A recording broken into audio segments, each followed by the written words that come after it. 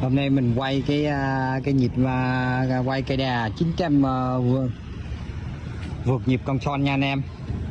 Từ đây từ trục đây ra bên kia là 3,5 m, vượt nhịp không ở dưới là không có trụ nha, dầm con son 900, cái dầm này 900 nha anh em. Trên này là trên 3 cây 16, dưới